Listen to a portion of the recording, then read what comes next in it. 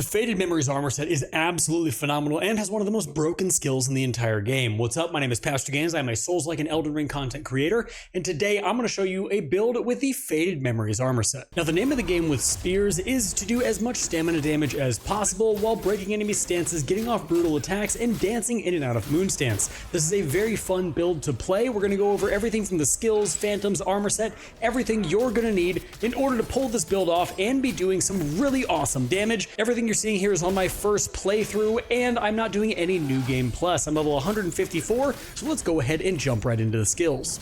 Now, when it comes to our spear skills, we are using everything in the swift attack column. However, what I would highly recommend is upgrading everything in Moonlight Stance that you can in order to get Moonlight Stance not only to last longer, but also improve your stamina recovery rate while in Moonlight Stance and extend the duration of this awesome skill. I would also suggest adding Crimson Strike for your brutal attack, as that's going to give you way more damage, and adding anything that's going to increase the damage here is always going to be nice. But what I would highly recommend is definitely the first 5 skills in Moonlight Stance in order to get this skill to be as beneficial to you as possible. Moving over into the Potent Blow column, we are going to be using Frenzied Cleave a lot with this build. Frenzied Cleave is going to be coming as a special armor set perk from the Faded Memory armor set, which we are using, and we'll go over that in just a minute. I also highly suggest you use 0 Point and 0 Point Fortress, as this is going to allow you to get damage off quickly and go right into a combo from Frenzied Cleave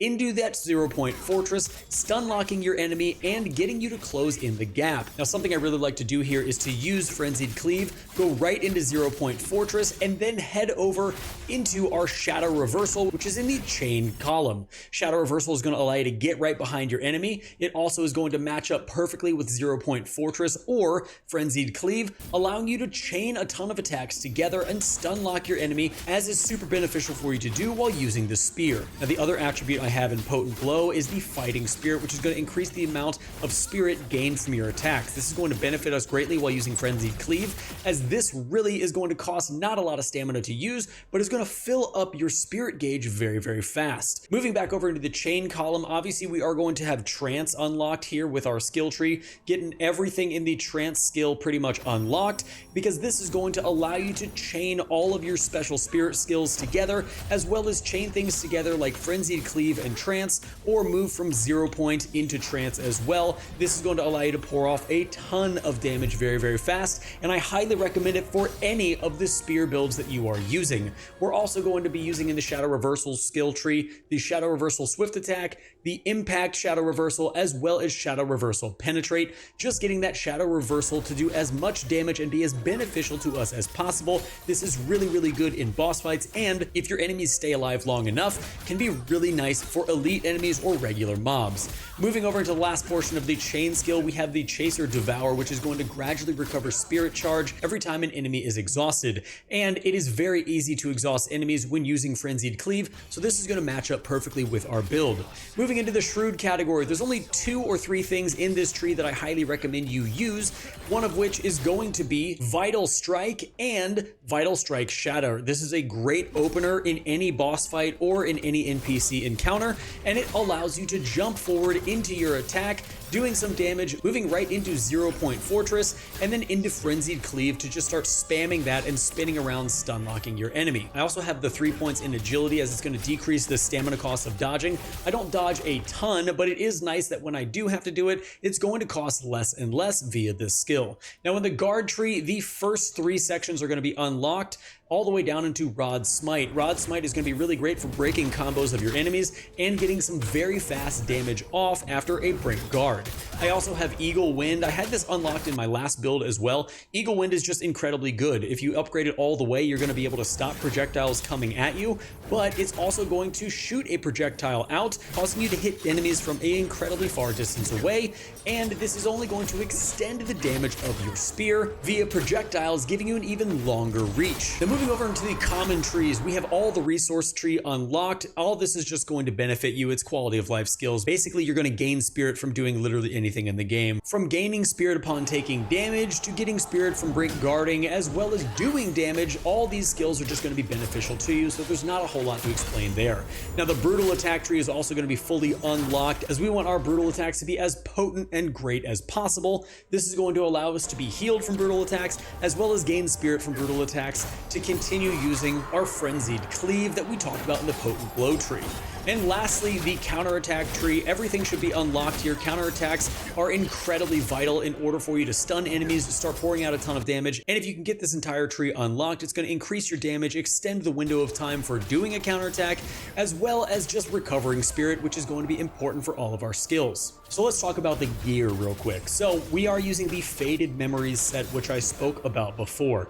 This set is going to be really, really awesome, has a ton of different perks you're going to receive, and I've min-maxed this a little bit to be exactly what I would like it to be, so I am going to go over all that in this segment of the video. So first and foremost, we have the Spear of Faded Memories. This is going to give us some really great attack damage, and it's also going to have some really nice scaling and proficiency and willpower. Now, where I have min-maxed this out a little bit is I've gotten the max stamina increased to 70. I have the enraged damage increased by 7.7%. Enraged damage is any time your stamina hits below 50%, you are going to get that 7.7% increase in damage. I also have guard stamina damage decreased by 7.9%, which can be really nice for guarding. But overall, this is just a really solid weapon and a really fun weapon to use. Now, when it comes to the headpiece, I have enemy exhaust damage increased by 8.1%. I have stamina recovery by 9.6%, and stamina damage increased by 4.8%. Stamina damage increase is going to be really nice because that's going to allow you to break your enemy stances a lot quicker, and stamina recovery by 9.6 because we are a very stamina hungry build, especially when using Frenzied Cleave, so that's really nice to have. On our chest piece, we have dodge stamina cost decreased by 5%, which also is really nice for this build. I have defense at 336 increased, which is nice. My max health is also increased, and frontal damage received is decreased by 6.1%. We typically are in front of our enemy for the majority of the time while using this build, so having that decrease is really, really nice. And you can't get any attack buffs, like more damage or anything with the chest piece, so that's why that is not there. Moving over to our gloves, I have damage increased by 5.7%, which you could probably get up a little bit higher. I have extra attack damage by 57 and rear assault damage multiplier by 5.3, as sometimes we do get behind our enemy with shadow reversal, which is where this is going to start taking place. We also have a defense at 257 on our pants, extra max stamina, and frontal damage received damage decreased by 4.8. Like I said, this is going to stack with the frontal damage received damage decrease of our Faded Memories chest. Now finally, for the boots, we have swift attack damage increased by 5%, we have stamina recovery rate by 7.9%, and potent blow damage multiplier by 4%. All of these are going to be fantastic quality of life for us, giving us more damage and more stamina recovery, which is going to be great for our build. And lastly, we have the necklace as well as the ring. Our necklace is going to give us a damage multiplier by 5.4%, guard stamina damage decreased by 8.7%, and extra max stamina. Lastly, our ring, our enraged damage is going to be increased by 5%. We also have a second enraged damage increase multiplier by 6.4%. Our unscathed defense is at 628. I will probably change that at some point, but right now that's where it sits. And we also have some max stamina. All of these stats are going to be really great for allowing you to do a lot of damage, get a really good stamina recovery, and kind of fool around right at that 50% stamina mark to get some enraged damage multipliers off. Now, the entire set is going to give us 20% stamina recovery, enraged stamina damage increased by 10%, max stamina by 200, rear assault damage by 10%, which is going to stack with our other gear that has that as well. We are also going to get extra shadow strike damage and the ability to stack enraged and potent blow damage by 1% for up to 20 stacks for 15 seconds. And obviously we have the Frenzied Cleave, which we're going to learn from using this set, which is the entire point of using the Faded Memories set anyway. Overall, you're going to be doing a lot of damage with this set, and it is really fun to use, especially on the last few bosses of the game. Now, as far as the Phantom that I'm going to be using for this particular build, I am using Maximilian the Impenetrable. The reason being is I have him awakened to level 2, and he's going to restore 150 stamina upon performing a break Brink Guard, which Brink Guards are literally all we do in this game, so that's going to be nice. And he's also going to increase the stamina damage by 5% upon performing a Brink Guard. This is going to stack 5 times, allowing you, once you start chaining Brink Guards, to really start doing some really good damage. And he's also going to increase the amount of damage I receive by 6% when I am using a Brink Guard. So overall, this is a solid Phantom to use, but really, if you wanted to, you could go with somebody like Conrad the Swift, who's going to help you if you like to dodge a whole lot in this game, or if you really wanted to, you could use Keshta the Unyielding, who's just going to give you a ton of stamina recovery. Either way, any of these 3 Phantoms will work well for you. Now, when it comes to my stats in the game, I am level 154. I have 40 vitality, 30 endurance, no strength because the spear really doesn't get any damage from strength. I have 50 willpower because after 50, you are going to get 2 increased damage instead of 3 for every point you put in here.